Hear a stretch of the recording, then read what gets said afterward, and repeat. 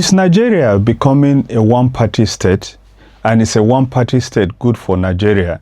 This is the controversy that was ignited last week by the former governor of Kano State, who is the current national chairman of the All Progressive Congress, when he did tell the press that indeed there is nothing wrong in Nigeria becoming a one-party state. This is the other side. My name is Rumande Shaulu.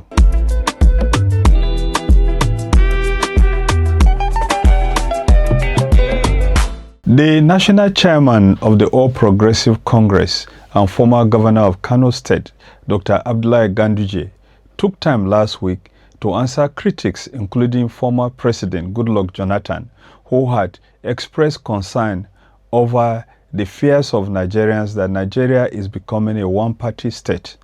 Dr. Ganduje had taken 3 Kebbi State Senators elected on the platform of the People's Democratic Party, PDP, to meet with President Bola Ahmed Tinubu.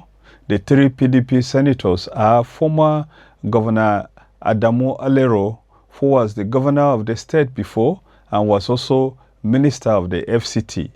Dr. Yahaya Abdullahi, the former ASU chairman at the Ahmadu Bello University, Zaria, in the 80s, and Senator Garba Maidoki. The 3 senators, according to reports, are about to decamp from the PDP to the APC.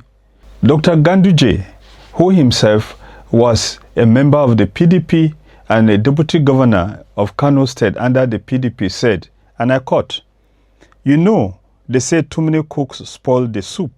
Too many political parties spoil governance."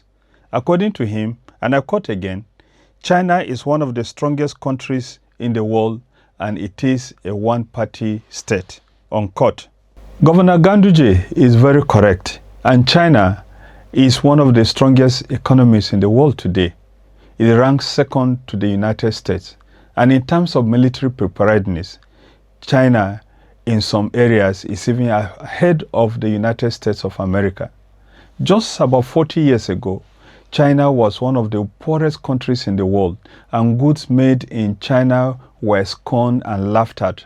Its educational system is strategically tailored towards meeting industrial needs, and China officially became the factory of the world.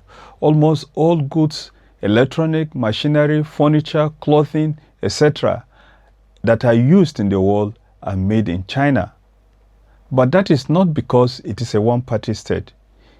If that were the case, China would have advanced much earlier than now and would have been much more higher than the West, since the West is still higher than China.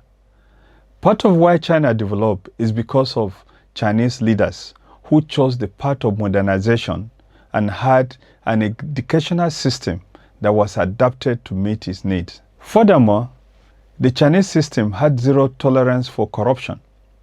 To be clear, if the Chinese system were to be applied to Nigeria today, nearly all appointed, elected public officials, including civil servants and persons in the military, would be dead.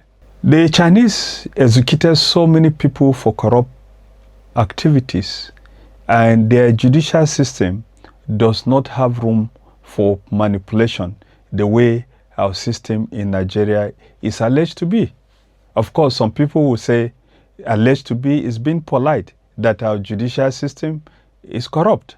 As a matter of fact, even political party officials or delegates to party conventions in Nigeria, or even delegates at party world congresses, and those seeking for one-party system in Nigeria would have been long dead if we had this system that operates in China, that has made people to respect China because of their strict adherence to no tolerance for corruption. As a matter of fact, a few years ago, when I was in the House of Representatives and we were investigating the export of rosewood from Nigeria to China, it was discovered that the records of Nigeria's custom about rosewoods that were exported to China were far, far, far, far below the goods that were received and recorded by the Chinese Custom Authority, meaning that something along the line, something would have happened. Just take a look at the list of these people who were executed by the Chinese government for corruption. In the year 2000, a vice governor of a province who was accused and convicted of corruption was executed. Still that year 2000, the vice chairman of the Standing Committee of the National People's Congress was executed for accepting bribes. There was also the vice mayor of a town who was executed for bribery and embezzlement. Of course, the list goes on. You can see from the list on your screen that several high-profile people in China have been executed for corruption. Overall, between the year 2000 and last year, 11 prominent persons were tried, convicted, and executed for corruption. The list of less prominent persons may run into thousands. But that is not just the problem. Unfortunately, many Nigerians, if not the majority, will support the Chinese model because of the mass suffering people are complaining about in Nigeria. As a matter of fact, if the former governor of Kano State and the current national chairman of the APC continues with his campaign, several people, many Nigerians will join him. But not just to have a one-party state, to have a new judiciary and a new legal system which will have zero tolerance for corruption.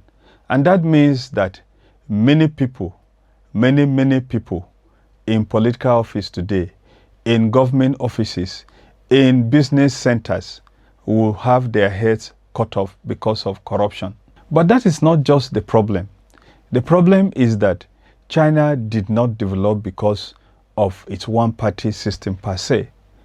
It developed because certain decisions were taken by leaders that made it to advance beyond others.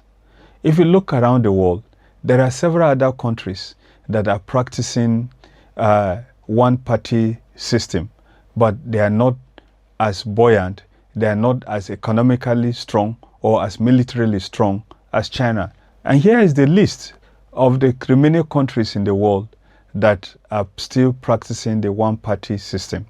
We have China, North Korea, Vietnam, the Lao People's Revolutionary Party in Laos, you have Cuba, you have Eritrea, and you have the inchoate state of the Western Sahara, where the Polisario Front is still ruling.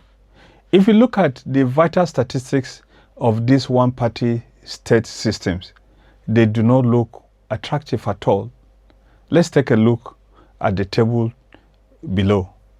You see the table, you will recognize that these countries have serious problems with terrorism, they have serious problems with Human Development Index, and their score in the failing state index is very, very low, meaning that the one-party state system by itself does not guarantee that you are going to have a strong state, a state that will be as economically strong and militarily strong like the state of China.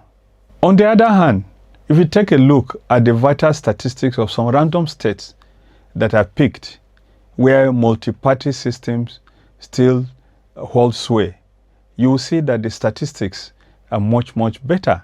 The people in those countries are living much, much better lives. The economy and technologies of those countries are much, much higher, and the challenges of terrorism are much, much lower. Look at Denmark, India, Canada, Sweden, Ghana near us, and even Kenya. So you will see that there's no reason to accept that one-party state system by itself will change the vital statistics of Nigeria.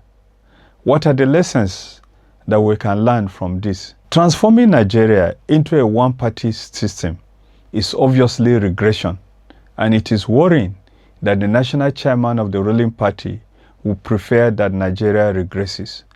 The fact that Nigeria regresses and becomes a one-party state will not change the fact that we are a multicultural society, a plural society with divergences, with differences that need to be managed. And if you do micromanagement too much, you are going to have a convulsion.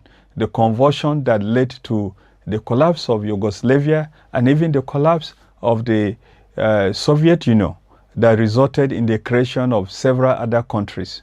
Well, it is up to us to decide whether we want to regress to the one-party state system or to remain a plural society where flowers, different flowers, are allowed to bloom. If our elites wish to go back to the one-party system with the Chinese example that they have given, then let us go the whole hog. Have a new judiciary, a new police system that will have zero tolerance for corruption. In that way, if we do it that way, maybe one of the first persons that may receive the Chinese treatment or become the customer of the new system may very well be the people who are advocating for it. My name is Romande Shawulu. This is The Other Side. Please like, share our video. You can also subscribe to us on YouTube. If you are in Jalingo, you will be able to listen to us on Rock FM 92.3 and also anywhere in the world that you are. You can also go to india.live to listen to this and other commentaries.